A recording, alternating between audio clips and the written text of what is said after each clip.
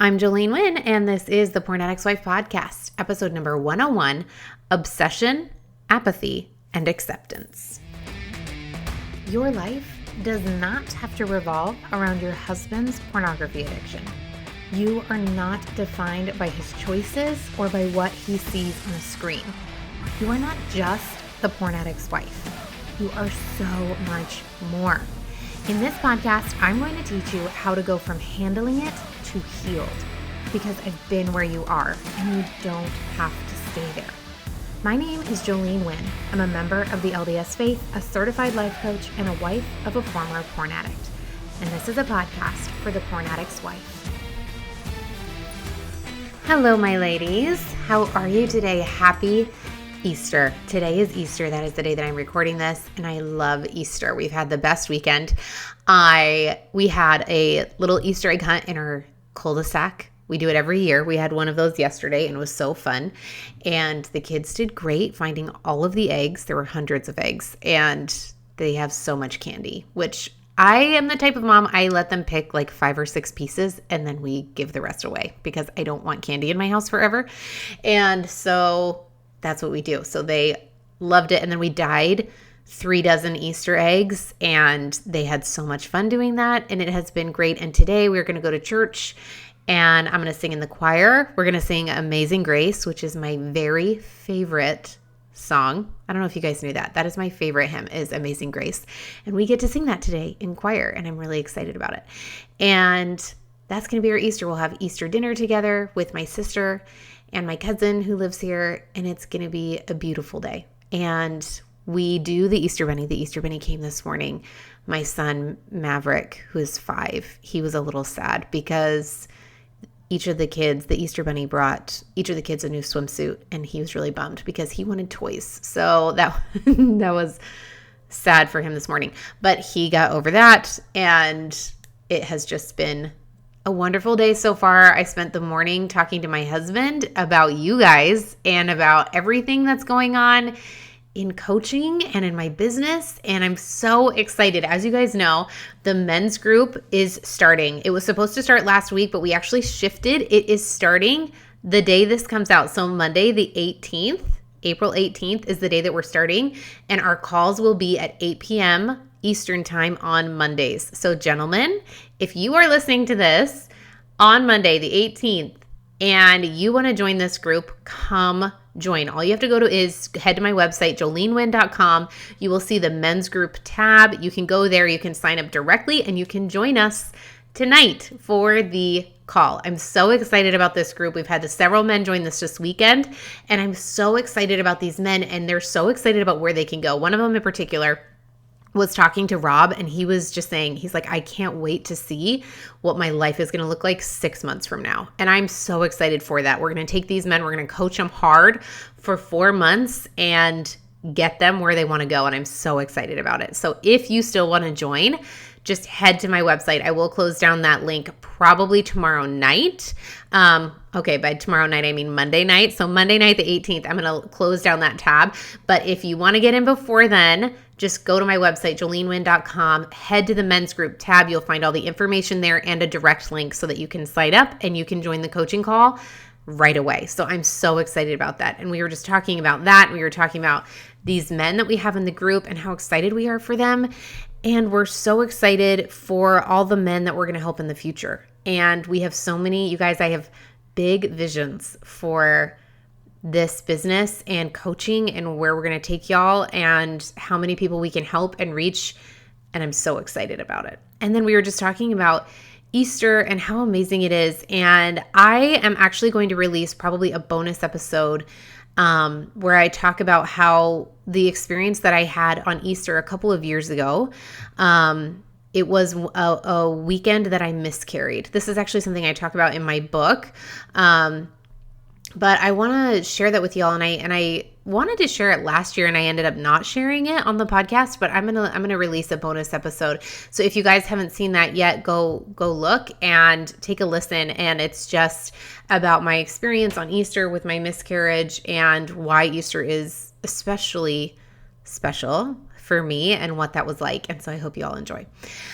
Today we are going to talk about obsession, Apathy and Acceptance. And I have the hardest time naming my podcast episodes. Rob's always telling me that I need to name them something that people can search for and will know immediately what it's about. But I have a really hard time coming up with, like, I don't know, the phrase or the question or whatever it is that it answers.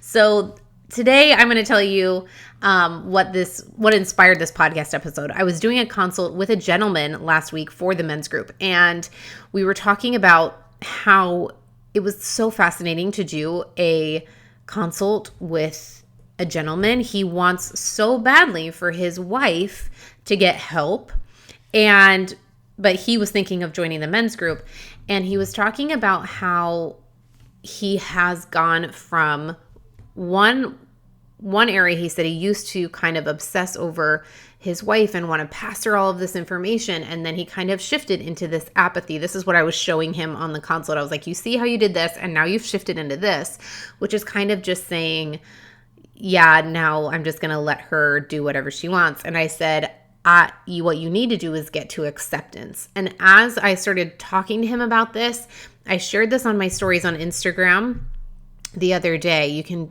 go follow me at Jolene Wynn Coaching.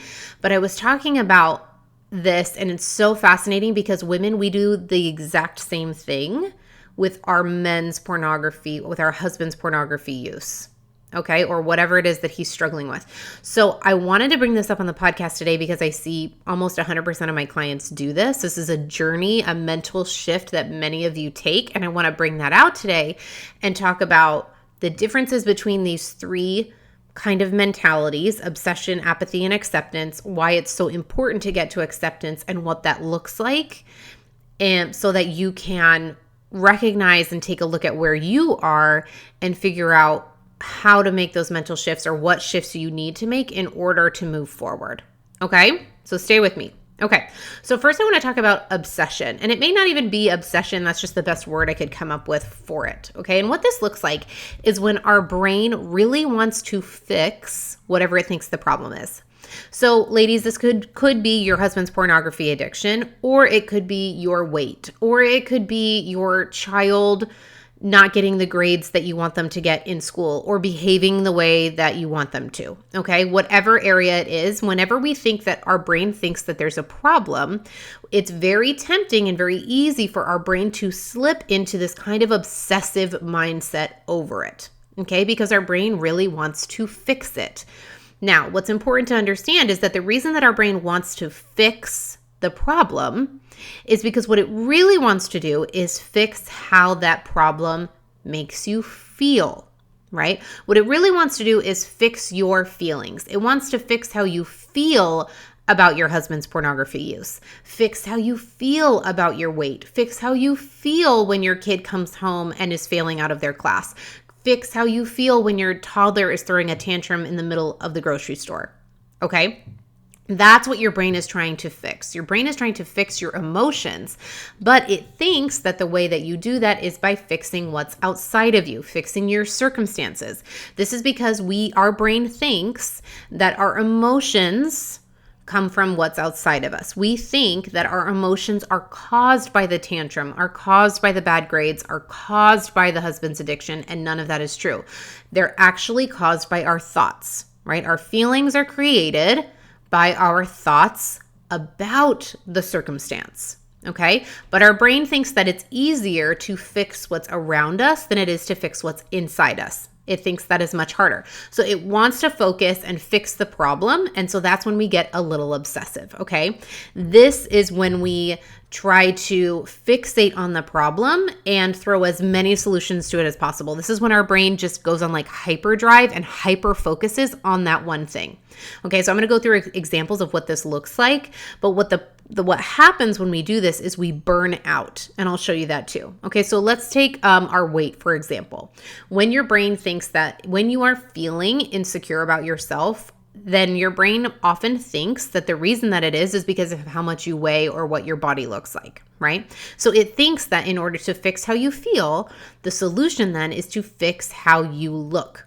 And so this is when we often get obsessive over our bodies. Okay. We obsess over how much we weigh, how much we're eating, how much we're moving. And all your brain can think about is when you get to eat next, what you're going to eat, how many calories is in it, what are the macronutrient breakdowns, how many hours of cardio do you need to do in order to burn off the thing that you just ate, right? This is when your brain is obsessing over your pant size and you're just can't think of anything else. And just throwing all, maybe I try this diet, maybe I try this one, maybe I try that one, okay? Maybe it's this product. And we try so many things and your brain is fixating on this one thing in order to try to fix how you feel, okay? This is when we are obsessing, trying to fix our emotional insecurities by controlling our physical ones, okay? That's what it looks like in that example. The other example is with our husband's pornography addiction, right? Ladies, this is when it looks like trying to get him to get help, okay? Or trying to control his surroundings enough that it somehow prevents him from taking action, okay? So for example, this could look like this, and I did this, what it looks like for me was, okay, maybe I should lose weight. Maybe if I, make sure the house is clean and the kids are calm when he gets home, or maybe if I make sure that I never go on vacation. It's trying to control as much as you possibly can to try to prevent him from taking action, because my brain thought that if I prevented him from taking action, then it would solve how I felt, which it didn't. This also could look like if you're obsessing over his addiction, over his porn use, however you want to word it, obsessing over it and trying to solve it for him.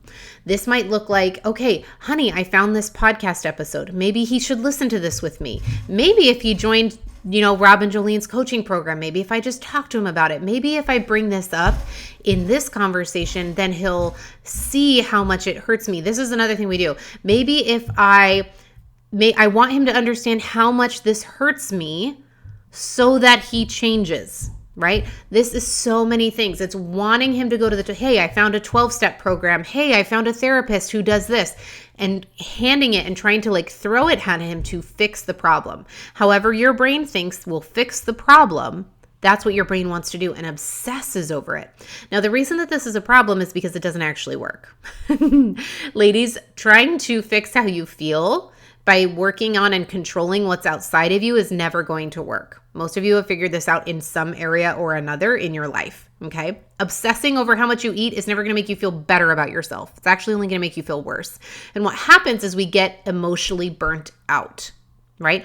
Trying to control how we feel by controlling our circumstances leads to emotional burnout, and that's when we give up. Okay, and that's what leads to the second mindset, which is apathy. Okay, apathy is basically when you're saying, you just kind of throw your hands in the air. You're like, fine, live and let live. Okay, this is when your brain gets to the point, or your brain doesn't just get there, but you decide, you get so burnt out trying to obsess and fix it that you're like, all right, I understand that I can't fix it, so I'm just going to let him do his thing and I'm going to do mine, and that's all I can do. Now, that is not acceptance. This is very sneaky because a lot of us think that apathy is acceptance, and it's not. And I'm going to point out why and what the difference is, okay? The problem with this is that apathy is not a true acceptance because it's not actually accepting how you're affected. When you're in apathy, and it's more like, fine, it's more like ignoring. Okay, this is when you're more like, all right, fine, I'm just going to let him do his thing and I'm just going to go and I'm going to do mine. And we're just going to pretty much ignore what he's doing. And if he wants to talk to me about it, that's fine, but I'm just going to live my own life and he can be over there and I'm just going to go in my own lane because I can't change him anyway. Now, it sounds very much like acceptance, but it's not, okay? It's a lot of times ignoring your thoughts and your feelings. You're ignoring how you're affected by it, okay? By not truly accepting and seeing and acknowledging the way that you are affected, you're suppressing the way that you are affected, and that can only last for so long because the things that we ignore don't stay ignored. The problem is we're really just trying to bury our heads in the sand, and eventually it all boils back up to the surface. Okay, so let's do some examples so you guys can kind of see what this is. Okay, so again, with the weight example, with our body image issues, right?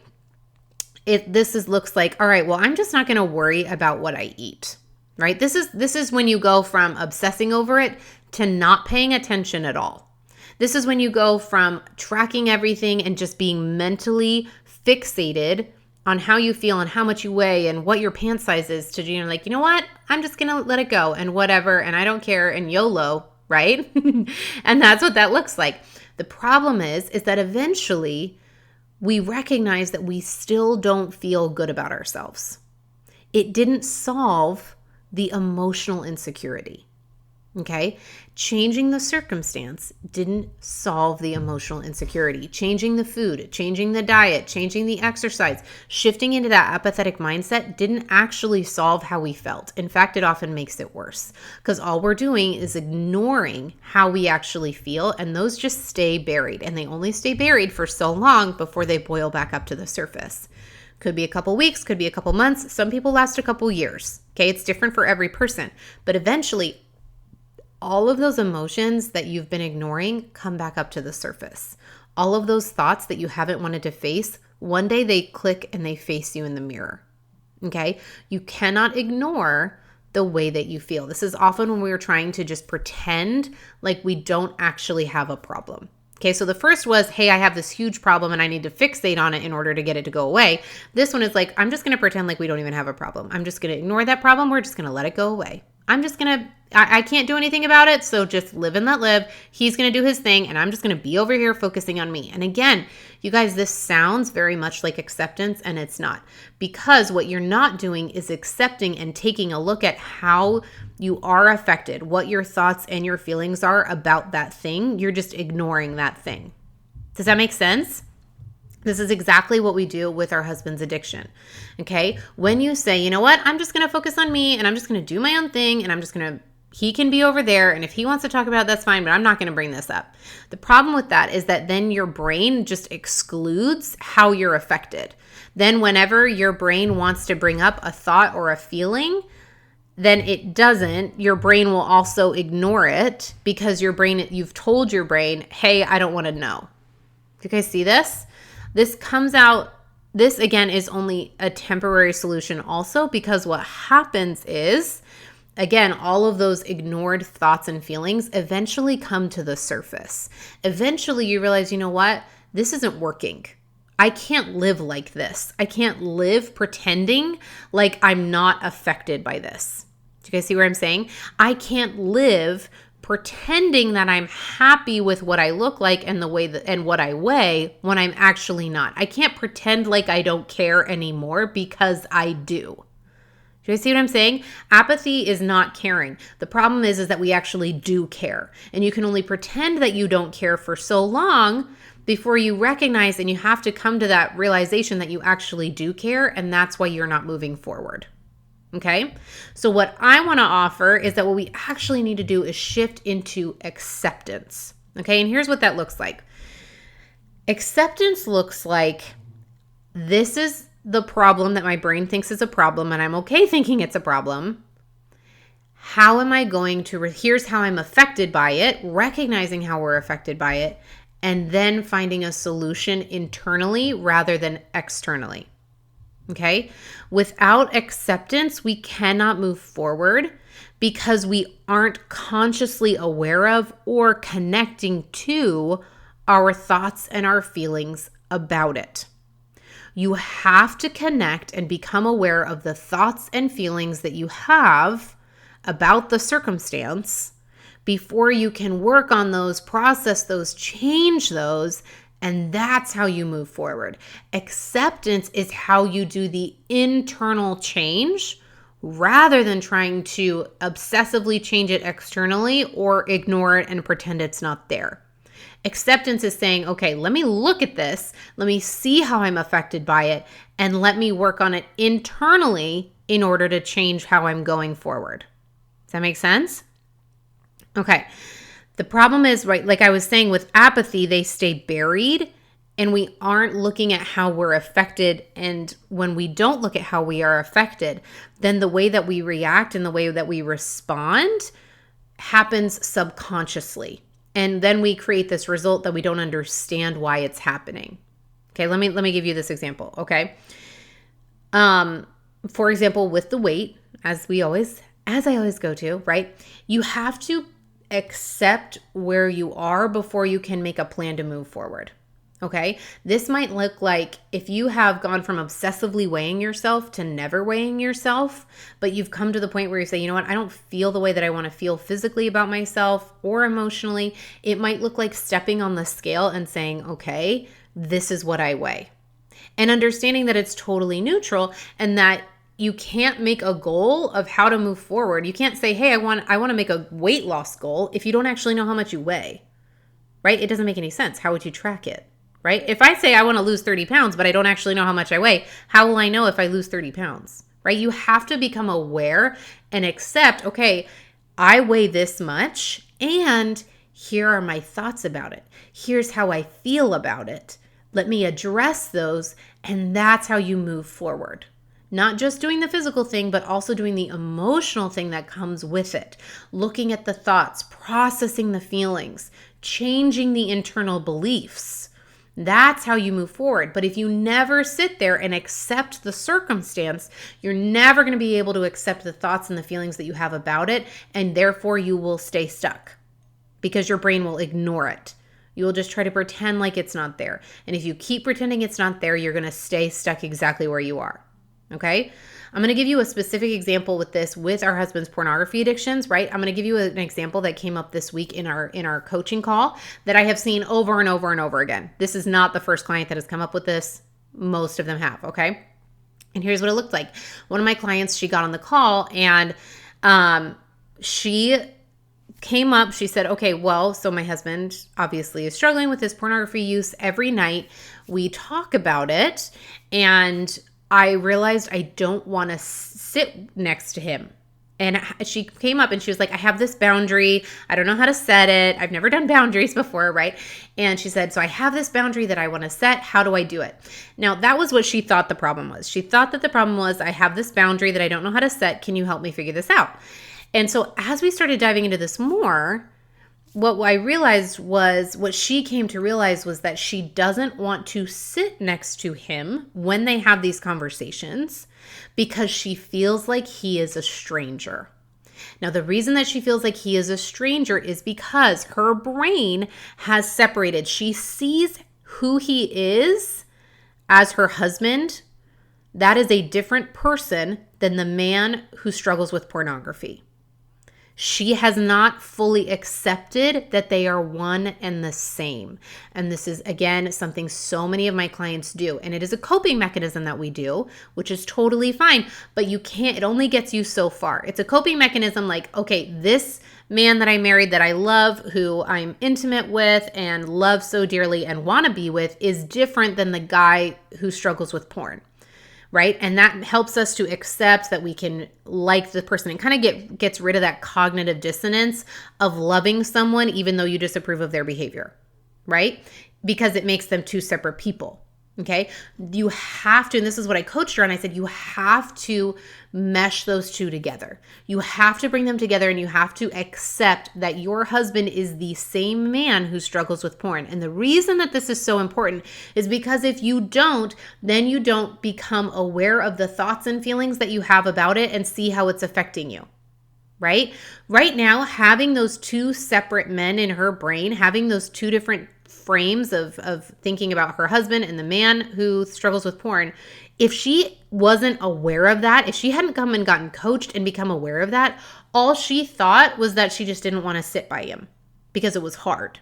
No, the reason she doesn't want to sit by him is because she feels like it's a stranger, because she hasn't fully accepted that they are one and the same. And if you don't become aware of these kinds of thoughts, these kinds of feelings, then we can never solve them. Because your brain will think, oh, the problem is that I don't want to sit by him because this is a hard conversation. But that's not the truth. Subconsciously, she was affected by her unacceptance of the situation. Does that make sense, you guys? You have to learn how to accept it because the thoughts and the feelings that we have that come up with that are subconsciously running so many things in our life. Subconsciously affecting our thoughts, right? Are subconsciously affecting our feelings, which affect our actions, which produce our results. So if you don't feel connected to your husband, if you feel like you're stuck in a marriage, if you feel like you don't want to be around him, come get coaching, because what we do is we look at why you're feeling the way that you do, the actions that you're taking, and the subconscious thoughts that you aren't even aware that you're having, that are preventing you from having the relationship that you want, that are preventing you from having the result that you want in your life. Okay? You cannot move forward unless you fully accept your situation. Now, here's what comes up. A lot of us, and this is what I thought when I was going through this mentally myself, acceptance does not mean indifference. It does not mean condoning, and it does not mean resignation. Okay, here's what I mean by that. It does not mean acceptance does not mean that you are indifferent to the situation or the circumstance. It doesn't mean that you're indifferent to his addiction or to pornography. Accepting that your husband watches pornography and accepting how the thoughts you have about it and the feelings that you have about it and the way that produces actions and results in your life, accepting all of that does not mean you're indifferent to it. It doesn't mean that you have to resign yourself to living this way the rest of your life or feeling this way the rest of your life. And it doesn't mean that you condone his behavior. Acceptance is a very powerful tool. This is something we spend so much time on in my coaching program, and I have a whole module dedicated to this because it's such a crucial tool to learn, because this is what enables you to move forward. And the way that we do that is learning how to accept things on a neutral level, to look at it from curiosity, to look at your thoughts, not just become aware of them, but then to look at them and see what they are, see why you're having them, see what you're feeling because of them, and how that's affecting you. What do you do when you feel that way? And what kind of a result does that create? And how do we shift it, right? Acceptance looks like not obsessing, not trying to fix it, but also not ignoring it. Not saying, you know what? Yeah, I accept he's watching it, but I'm just going to let him do his thing. I accept that he's over there, because that is not true acceptance. True acceptance is recognizing how you're affected, and then you get to decide what to do with it. This is so, so powerful. I know this is kind of an intense, kind of next level. This is not basic stuff, ladies. This is not a basic episode. This is a deeper level episode. And I want to encourage you guys to come coaching, because this is what we do in coaching. This is how I help you shift from the obsessive mindset, from the apathetic mindset, into this full acceptance and working through all the thoughts and feelings that you become aware of when you do. Just like my client last week had no idea. She thought that the reason she wanted coaching was to help with a boundary, and she had no idea that this little part in her, this one thought in her brain, where she wasn't fully accepting that her husband and the man addicted to porn were one and the same, she had not connected what that was producing for her in her life, because it was so subconscious. Ladies, this is how we move forward. You cannot move forward unless you accept where you are.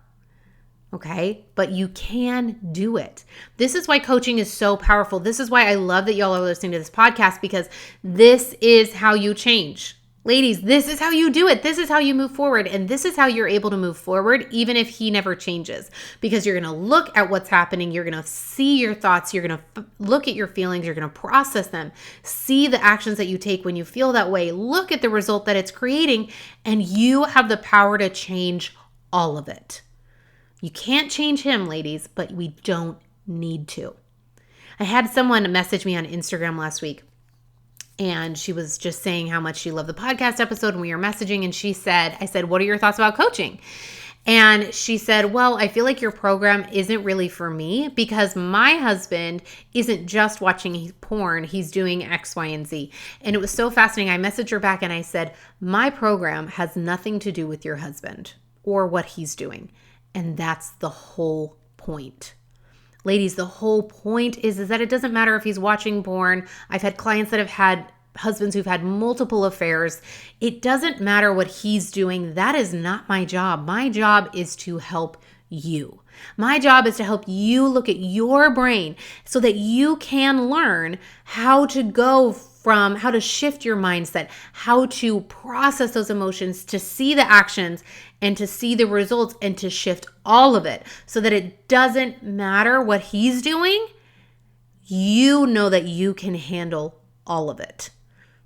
That is the power of what we do. That is why it's so important, why I'm so passionate about doing what I do, because we spend so much time in our life trying to change our circumstances, trying to ignore our circumstances, hoping that if we try and fixate on them and obsess over them long enough or ignore them long enough, then we'll just feel better. Then we'll just go away. Then we'll finally it'll just all disappear.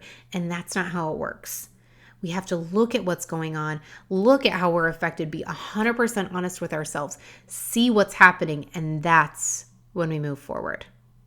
It's a lot of work, ladies, but it's totally possible, and I know you can do it. If you want help, come coach with me, and I will help you do it. I love you, ladies, so much. You've got this. I'll see you next week on a brand new episode, so take care. All right, ladies, if you are loving what you are learning on the podcast, I want to invite you to come join my coaching program. This is where we take it to the next level and we actually start applying and learning the how of moving forward. This podcast has taught you the what, and the coaching program is where you're going to learn the how. This is where you learn how to actually start moving forward, process all of that pain that you feel, and let it go once and for all. If you are ready to finally move forward and stop living a life that revolves around your husband's pornography addiction, then I want to invite you to come join me today. Just head to my website, joleneWynn.com, and sign up today. I can't wait to see you there.